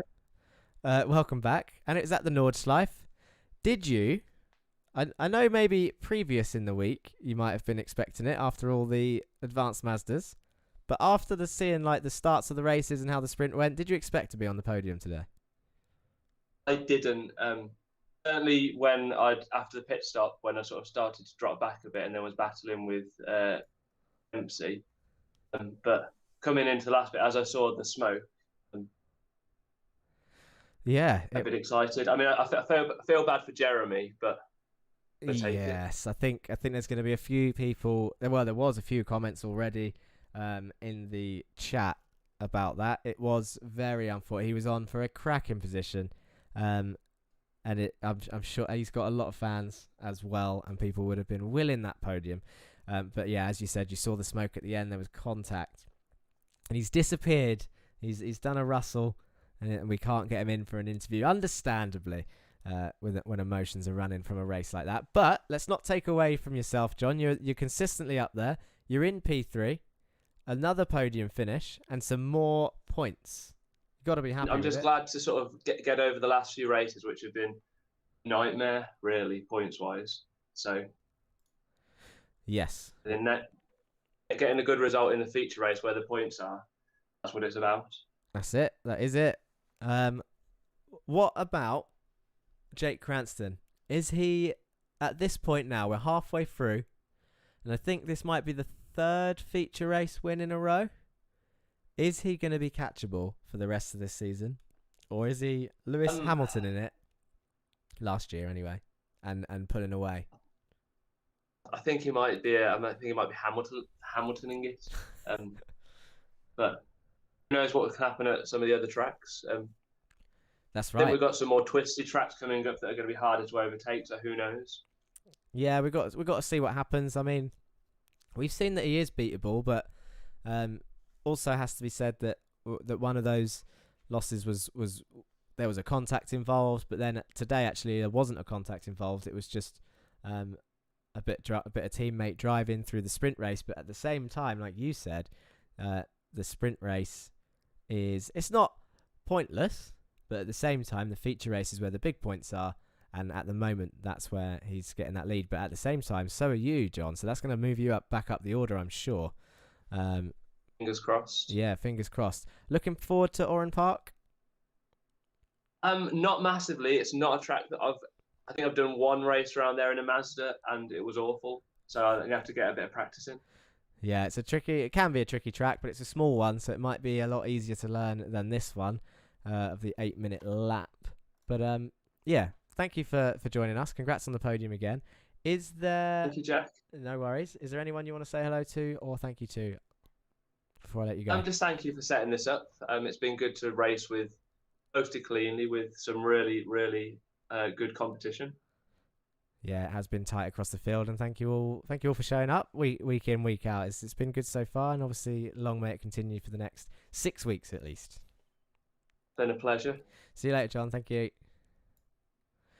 I'll tell you who I have seen. I don't know if he's calmed down. I don't know if he's grabbed a chocolate milkshake. I was going to talk to the 3 podium finishers. We might squeeze an extra interview in. I want to speak to Jerry. Let's bring him in. He ended up in P7 in the end at the moment. Jeremy Agard is in the interview room, people. Is he going to be shouting? Is he going to be swearing? How are you feeling, good. Jerry? Come on, tell us how you feel. Honestly, I'm gutted. Yeah, of course. I was so happy coming out of the pits in P3, and I saw my friend and teammate Jake in the front, so I was really happy to be in P3. And I just wanted to keep it all together. The tires were going at that point, so I just wanted to keep it all together and end in P3, my first podium. But yeah, it ended otherwise. Yes, I suggested, I did think it was going to be a first podium, and it was a feature race podium as well. And we had a few comments in the chat. Well, you might have seen them on Twitch, but there's been a few on YouTube as well. Just a lot of people gutted for you, mate. And it looked like it was going to be tight down the straight because he was only a few tenths behind you. But you managed to just stay ahead into the S section. What do you think? I haven't seen a replay yet fully. What do you think actually happened in terms of the contact? Was it just too much of a late break? Was there netcode involved, or was it just an accidental sort of, obviously not malicious, but just an accidental contact on Ray's part? Yeah, I think I need to rewatch it again. I'm not quite sure. I braked where everybody braked and where you should brake, and there is no room to go into the right-hander together. So I will need to rewatch. I think he just didn't anticipate the braking zone being maybe a little bit earlier, being in the draft. So I need to rewatch it. No It was worries. nice of him to give me back the position at least. Yes, yeah, he stopped at the end and he let you back past. But obviously, at the end of the day, though, not as sweet as the podium that you would have wanted. And you were there, you had the pace, you'd done all the work. However, 6 rounds to go. You've got to say, you're a strong candidate, Mr. Agard. You've got pace. You know you do. There's been some unfortunate, obviously, races so far. But surely you think you can get a podium at some point for the rest of the season? It's not all over. That's true. I would have loved to have it here at the Nordschleife where I raced, or I did some track days in my real life experience. So I would have loved it, and it's just, I think it's the best thing you can do in the Jetta. It's amazing. Racing around here is so great. So I would have loved it here, but I think there are more podiums to come for our team. Good, perfect. Thank you for joining us, Jerry. Is there anyone you want to say hello or thank you to before I let you go? Well, thank you. Thank you to you, Jack, for setting it up, for being such a good sportsman, and yeah, your stream is amazing. That's why I think many of us keep on going. It's cool to rewatch it, and you do an amazing job. So thank you. Oh, thanks, Jeremy, so much. Really kind words. We look forward to speaking to you again. Thank you. All the best. You too. Bye bye. Jeremy Agard there, and you know what? Commentary is an unbiased job.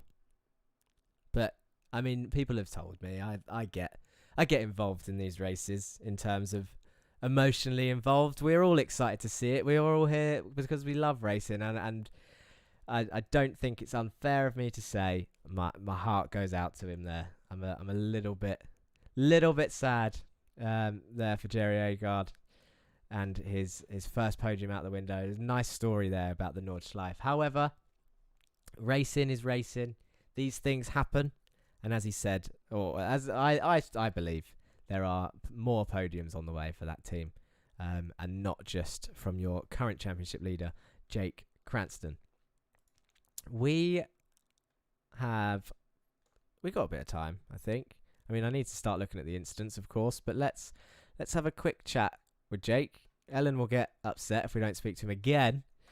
I'm pretty sure it's the 3rd week in a row.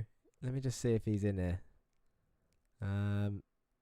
We might not end up speaking to Jake, actually, because I can't see him in the thing. Which means we're going to swap over then. We're going to have to... Well, I don't have to swap. I'm saying it like it's a bad thing. We spoke to him earlier. It's Henry Morse again for a double podium finish. First in the sprint race and a second in the feature. You can't be disappointed with that, Henry, surely, after some of the previous rounds. No, I'm really happy to get a really big points haul, and I think I did an unusual strategy, and I think it paid off because I didn't have to work my way through as much of the pack as I would have otherwise. It's unfortunate that I had traffic to deal with, but I think it was the best situation I could have put myself in, so I can't be disappointed. Yeah, that's right. I mean, the 2-second gap stayed pretty solid all the way through, so you definitely had the same or similar pace as the race leader, and you showed in the sprint that you could beat him, and it would have been tight with or without Stephen King's help in the sprint. So the pace is definitely there. You've been up here before. At the moment, though, Jake just seems to be finding those edge in the features, which is where all of the points are. Whereas yourself, you've had a couple of sprint race wins. What can you do you reckon, going forward to change? Is there a mindset change needed in terms of not just yourself, but in terms of how people race the features? But how is Jake, other than pace, how is it Jake's taking the features, or seems like he's taking the features more seriously than everyone else, when that's where all of the points are? I mean, it really doesn't make sense for me to go for for sprint race wins all the time, but it's fun, and that's what I'm here to do. And if I have to pass an extra car in the main, then that's fun. Whatever. I think like the 1 or 2 car lengths he started ahead of me in the main race definitely made a lot of difference. Because if I was 2 car lengths further ahead when I was coming out of my pit stop, then I wouldn't have been behind 1 or 2 more slow cars, and that definitely cost me a lot more than a half second, which is all I would have needed to get to his draft on the last lap. So, I mean, That's an I amazing could way. I could prioritize them more. Yeah, no, but that's But, you've made a good point there. It's an amazing way of looking at it.